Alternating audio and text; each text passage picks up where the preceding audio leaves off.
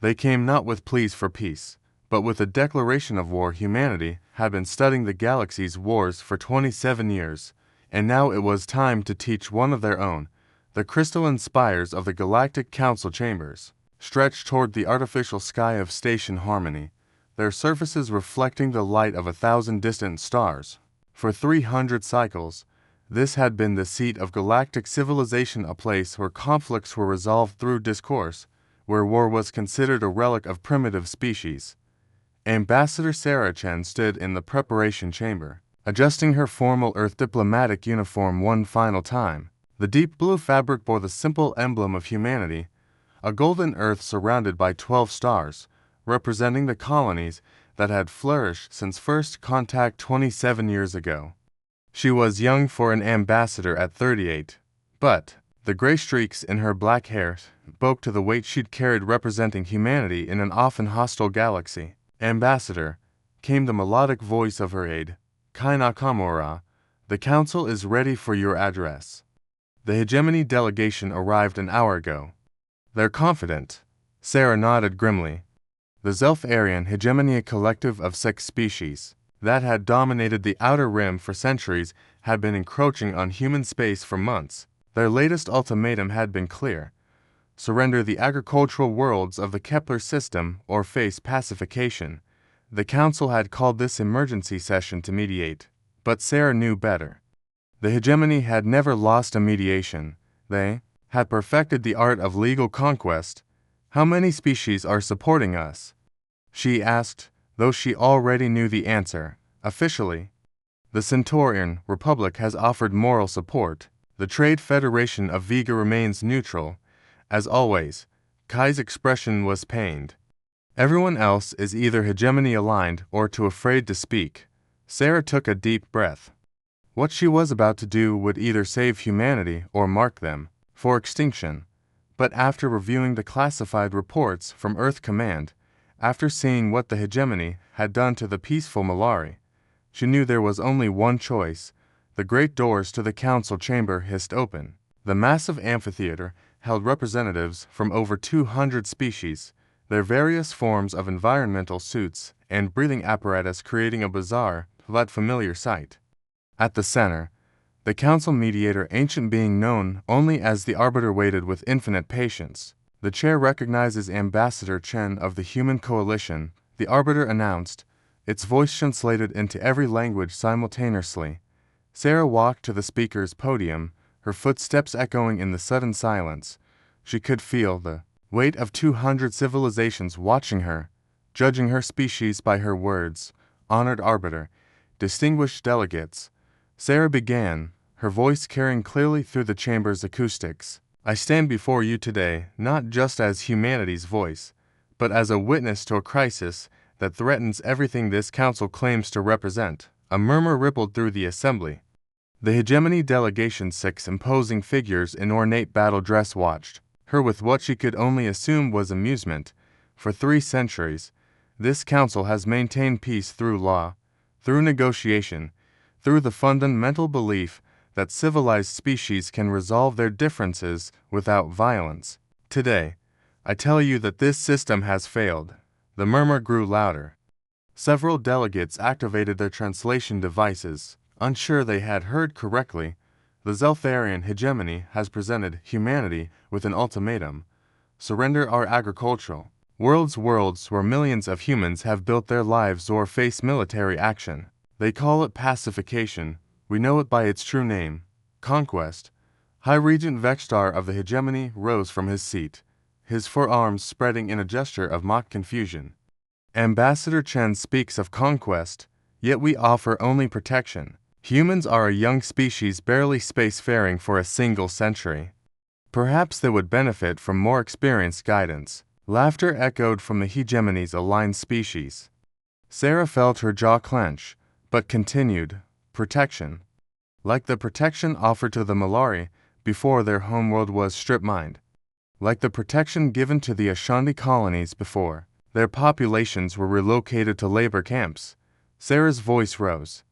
"I have here documented evidence of 17 species that have accepted hegemony protection in the last century. Would the council like to know how many still govern themselves? The chamber fell silent. Even the hegemony delegation seemed taken aback by her directness. The answer is 0. Sarah continued. Not one species that has accepted hegemony protection has retained its independence. And now they demand the same of humanity. Arbiters. Ancient voice filled the silence. Ambassador Chen, what solution do you propose? The hegemony's claim to the Kepler system has legal precedent under the Territorial Expansion Accords of. The Territorial Expansion Accords were written by conquerors for conquerors. Sarah interrupted, causing several delegates to gasp at the breach of protocol. Legal precedent means nothing when the law itself is corrupt. High Regent Vextar stood again, his voice dripping with condescension. Young ambassador, you speak of corruption and conquest, yet your own species has a history of warfare that spans millennia. Perhaps you project your own primitive nature onto others. Sarah smiled then, and something in that expression made several nearby delegates shift uncomfortably. You're absolutely right, High Regent. Humanity does have a history of warfare. We've fought each other for resources, for territory, for ideologies, for reasons both noble and petty. We've made mistakes that cost millions of lives. We've built weapons that could destroy worlds. She paused, letting her words sink in. But here's what you don't understand about human warfare. We've never fought a war we weren't willing to finish. The temperature in the chamber seemed to drop several degrees. Ambassador Chen's calm demeanor had shifted into something harder, more focused. Behind her, Kai Nakamura activated a holographic display showing star charts of human space. The hegemony believes that because humanity is young, we are weak. Because we are small, we are helpless. Because we prefer diplomacy, we are incapable of war. Sarah's voice carried to every corner of the vast chamber. They are about to learn how profoundly wrong they are. High Regent Vextar as for arms spread. In a gesture of dismissive amusement, Ambassador, your bravado is entertaining, but hardly practical. The hegemony commands the fleets of 6 species. Our military might is legendary. What could one small species possibly? One small species that has spent the last 27 years learning from every military conflict in recorded galactic history. Sarah cut him off. One small species that has been preparing for this moment since the day we joined the galactic community. The holographic display shifted, showing footage from human military exercises, ships moving in patterns that seemed impossible, weapons firing with precision that defied conventional tactics, soldiers training in environments that would kill most species. You see, High Regent, why you were content to rely on legal conquest and overwhelming numbers. Humanity was asking different questions. What if our enemy has superior technology? What if they outnumber us 1,000 to 1? What if the law itself becomes our enemy? Delegate Thera of the Centaurian Republic leaned forward in her seat. Ambassador Chen, surely you're not suggesting. I am suggesting nothing. Delegate Thera, I am stating a fact. Sarah turned to address the full assembly. 3 days ago, the Human Coalition formally withdrew from the Territorial Expansion Accords. 2 days ago, we withdrew from the Galactic Non-Aggression Pact.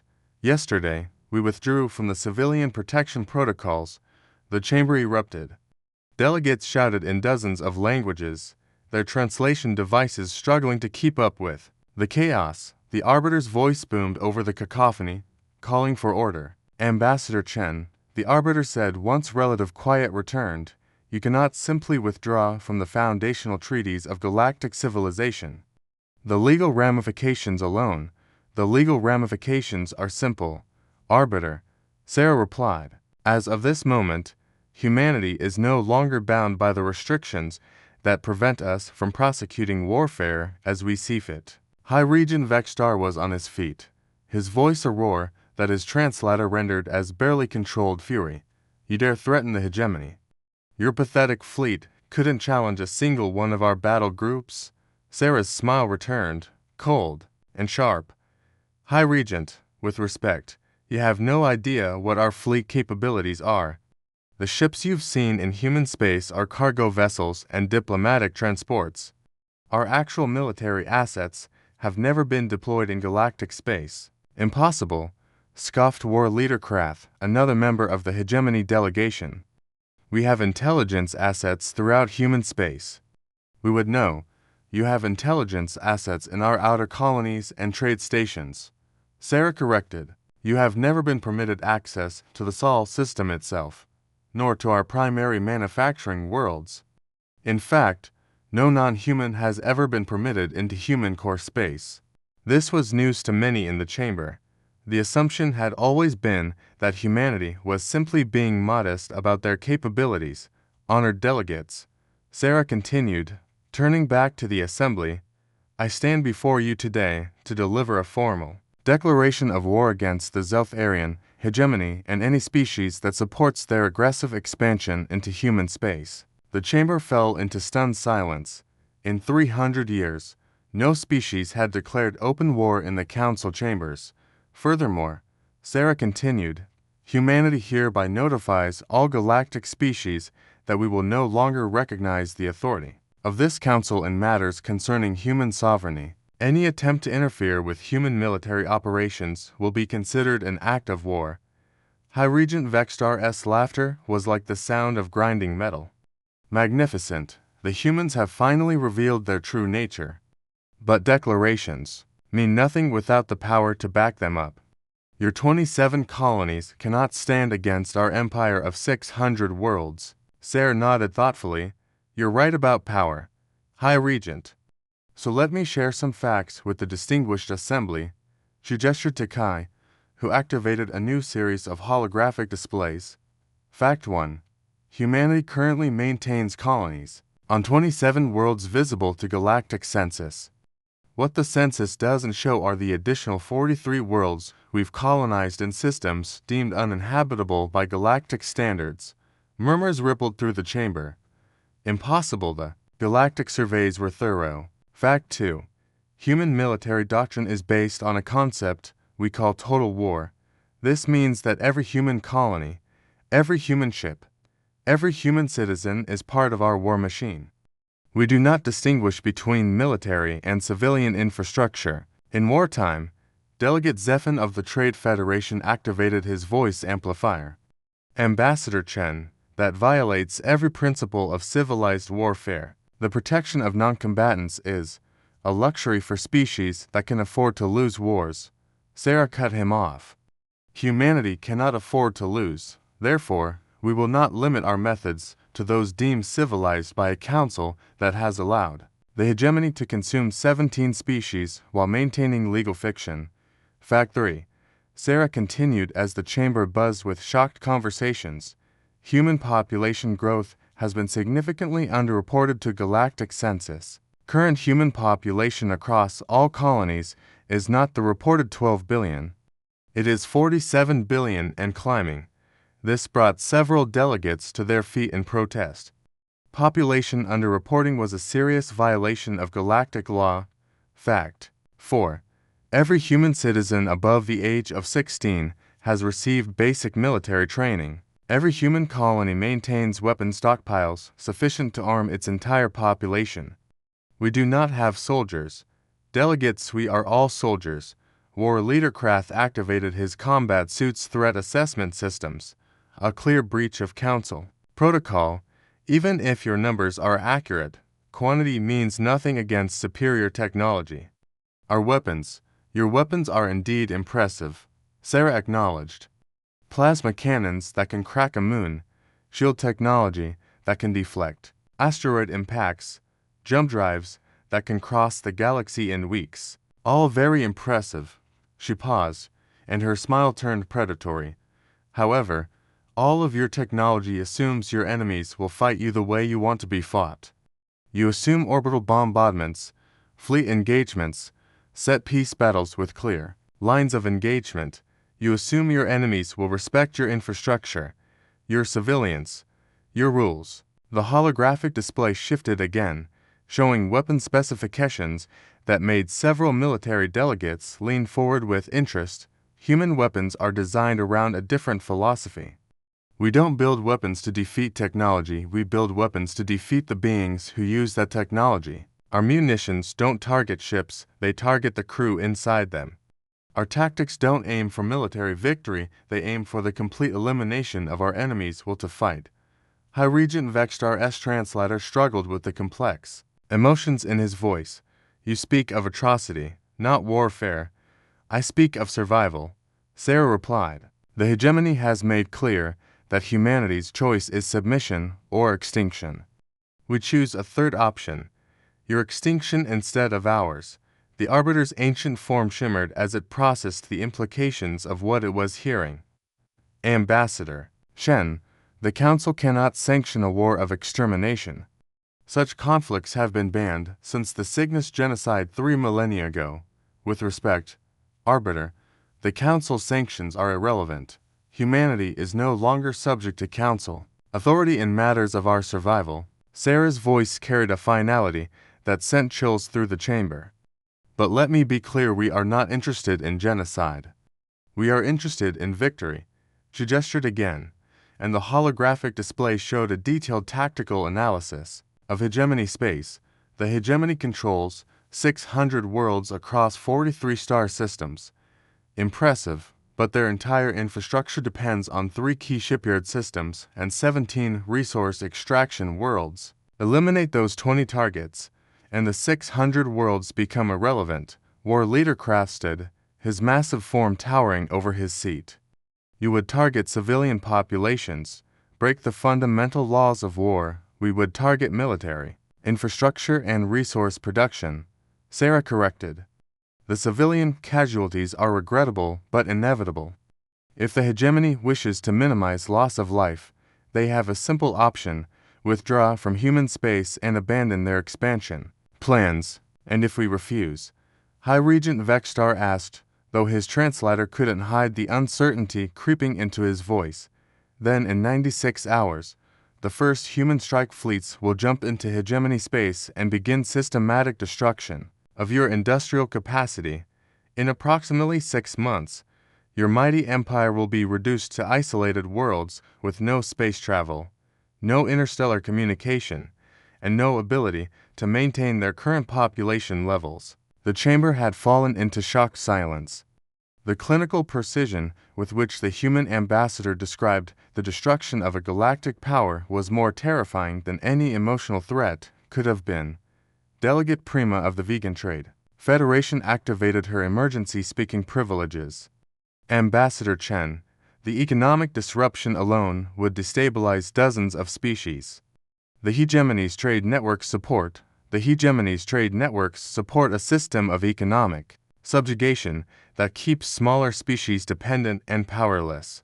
Sarah interrupted. Their destruction will create opportunities for genuine free trade, not the controlled distribution system that currently exists. She turned back to the hegemony delegation. High Regent, I offer you one final opportunity to avoid this conflict. Withdraw your claims to human space. Withdraw your forces from systems within 50 light-years of human colonies. Submit to independent arbitration of your conflicts with the Malari, the Ashani, and the other species you've conquered. High Regent Vextar S for arms crossed in a gesture of absolute refusal. The hegemony does not negotiate with terrorists. Very well. Sarah picked up her diplomatic case and turned toward the exit. Then the hegemony will burn. As she reached the chamber doors, she paused and looked back at the assembled delegates. To the species watching this broadcast, humanity extends an offer of alliance to any nation willing to stand against the hegemony's expansion. We offer our protection to any species seeking to break free from their control, and we offer a simple promise to any species considering joining the hegemony's cause. Her voice carried across the stunned chamber with absolute certainty. We are humanity. We have ended ice ages and split atoms. We have walked on alien worlds and touched the face of stars. We have built wonders and committed horrors in equal measure. But most importantly, we have never, not once in our entire history, failed to utterly destroy anything that threatened our existence. The great doors closed behind Ambassador Chen with a sound like the sealing of a tomb. For long moments, the chamber remained silent, 200 species processing what they had just witnessed. Finally, the Arbiter spoke. The chair recognizes High Regent Vexstar of the Zeltharian hegemony. Vexstar rose slowly, his ornate battle dress gleaming under the chamber's lights. Honored delegates, you have just witnessed the true face of humanity. Beneath their diplomatic facade lies the same savage nature that has driven them to war with themselves for millennia. They speak of civilization while threatening genocide. He activated his own holographic display, showing massive hegemony fleet formations. The hegemony has dealt with aggressive young species before. The humans believe their crude tactics and barbaric philosophy can overcome superior numbers and technology. They will learn otherwise. War Leader Craft stepped forward. Battle Fleet. Omega has been positioned at the edge of human space for weeks. Our intelligence indicates the humans have perhaps 50 military vessels capable of interstellar combat. We have over 800 ships in that fleet alone. Delegate thereof. The Centaurian Republic activated her speaking privileges. High Regent, perhaps this conflict could still be avoided through negotiation. The time for negotiation ended when the humans revealed their true nature. Vexstar cut her off. They have withdrawn from every treaty that maintains galactic peace. They have threatened member species of this council. They have declared their intention to wage total war. He spread his forearms wide, addressing the full assembly. The hegemony calls upon all civilized species to join us in putting down this human threat before their barbarism spreads beyond their borders. Several delegates exchanged uncomfortable glances. The logic was sound, but something about the human ambassador's certainty had been deeply unsettling. The chair recognizes Delegate Prima of the Vegan Trade Federation, the Arbiter announced. The insectoid delegate's translator rendered her chittering into calm, professional tones. The Trade Federation must consider the economic implications of this conflict. If the humans are correct about their hidden colonies and population numbers, their resource production be significantly higher than reported. This could affect market stability across 17 sectors. Economic considerations are secondary to security. High Regent Vexstar replied. Once the human threat is eliminated, their resources will be properly managed under hegemony oversight. Delegate Zephan stood. And what of the humans' claims about their military capabilities? If they have indeed been hiding their true strength? Impossible, War Leader Krath interrupted. Our surveillance of human space has been comprehensive. While they may have hidden some colonies, their military capabilities are well documented. They have no significant fleet presence, no advanced weapons technology, no strategic depth. But even as he spoke, several military delegates were reviewing their intelligence files, looking for gaps they might have missed. The debate continued for hours, but the outcome was inevitable.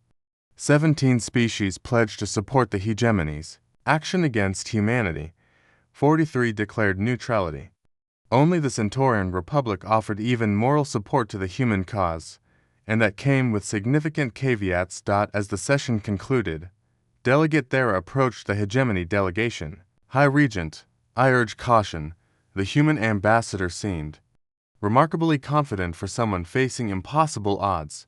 Vexstar's translator rendered his response as contemptuous laughter. Confidence is not the same as capability. Delegate, in 96 hours, humanity will learn the difference. But as the delegates dispersed to their various ships and communication suites, more than a few were thinking about the human ambassador's final words. There had been something in her voice, not bravado or desperation, but the calm certainty of someone who knew exactly what was about to happen. In her quarters aboard the diplomatic vessel New Geneva, Sarah Chen sat at her secure communications terminal, entering a very specific code she had hoped never to use. Nightfall protocol is authorized, she said to the encrypted connection. Repeat. Nightfall protocol is authorized. The hegemony has chosen war. The response came back immediately, in a voice she recognized as Fleet Admiral Martinez. Understood. Ambassador, all assets are in position. Operation Sledgehammer commences in 94 hours and 17 minutes. Sarah closed the connection, and looked out at the stars. In less than 4 days, the galaxy would learn what humanity had been building in the darkness between the stars for 27 years. The hegemony was about to discover that humans didn't just study military history, they learned from it. And the most important lesson humanity had learned was simple. When facing extinction, there are no rules except victory. Asterisk, 72 hours. Later, the emergency session of the Galactic Council was called after the first reports came in from hegemony space. Delegate after delegate took the floor, their voices filled with shock, horror, and growing fear. The Keter shipyards are gone, reported Delegate Vian, his translator struggling with his species equivalent of trembling. Not damaged, gone, completely vaporized, along with everything in a 50-kilometer radius. The Zhevik mining worlds have gone silent, added another delegate. All 17 of them, simultaneously. High Regent Vextar was notably absent. From the emergency session, War Leader Krath sat alone at the hegemony table, his usual confident demeanor replaced by something approaching shell shock. War Leader, the Arbiter asked gently, "What is the status of Battle Fleet Omega?" Krath was silent for long moments before his translator activated. Battle Fleet Omega no longer exists. 837 ships. Crews totaling over 2 million beings. All gone in the span of 6 hours. The chamber was deadly quiet. How? Delegate Prima asked in a whisper. We never saw them coming, Krath replied. No ships on our sensors, no energy signatures, no warning of any kind. And then he paused, as if struggling to find words. Space itself seemed to turn against us. Our ships began exploding from the inside out. Our communication network started broadcasting human voices. Our own weapons turned on each other. He looked up at the assembly, his eyes showing a depth of fear that transcended species barriers. They didn't fight us, they hunted us, a new voice spoke from the chamber entrance. War Leader Krath is correct. The assembly turned to see Ambassador Chen walking calmly down the central aisle, her expression as composed as it had been 3 days earlier. Humanity doesn't fight wars the way the rest of the galaxy fights wars, she continued as she took her place at the human delegation table. We don't engage in honorable fleet battles or respect territorial boundaries or limit ourselves to military targets. We study our enemies, we identify their weaknesses, and then we exploit those weaknesses with absolute ruthlessness. She activated her holographic display, showing real-time footage from hegemony space, burning shipyards, silent mining worlds, refugee fleets fleeing in panic. The hegemony had 600 worlds and thought that made them strong. But 600 worlds means 600 targets, 600 vulnerabilities, 600 ways to die. They had superior technology and thought that made them invincible. But superior technology means nothing when your enemies refuse to fight it directly. High Regent Vextar's voice came through the chamber's communication system from his flagship. Somewhere in hegemony space, what do you want? The question was admission of defeat that stunned the assembly. What we've always wanted, High Regent. For you to leave us alone. Sarah's voice was calm, professional. Withdraw from all systems within 100 light-years of human space. Release all conquered species to full independence. Submit to war crimes tribunals for your actions against civilian populations, and if we refuse. Sarah smiled that same cold smile the chamber had seen 3 days earlier. High Regent, in the last 72 hours, we've destroyed 30% of your industrial capacity and eliminated your primary fleet. This was accomplished by roughly 8% of humanity's total military assets. She let that sink in. Before continuing, if you refuse our terms, tomorrow we will deploy another 8%. The day after that, another 8%. We will continue this process until either you comply with our demands or there is no longer a hegemony to refuse them. The silence stretched until Delegate Thera found her voice. Ambassador Chen, the galaxy will never accept this precedent. If humanity can simply dictate terms through superior force, the galaxy has been accepting this precedent for centuries. Sarah interrupted. The only difference is that now someone other than the hegemony is doing the dictating. She turned to address the full assembly. To the species of the Galactic Council, humanity offers the same choice we offered 3 days ago. Stand with us against tyranny, or stand aside. But understand that the age of legal conquest and diplomatic subjugation is over. Humanity will no longer tolerate the strong preying upon the weak while hiding behind the fiction of civilized law. She gathered her materials and stood to leave. The vote on our terms will be held in 24 hours. I suggest you choose wisely. As the great doors closed behind her once again, the assembled delegates sat in stunned silence, grappling with a new reality. The humans had not just won a war, they had rewritten the fundamental rules of galactic politics.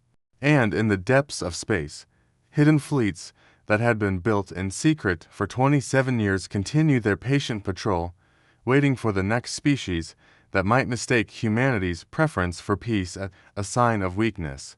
The galaxy had learned a new lesson. Humans might be young, but they were very, very good students, and they had been studying war for a very long time.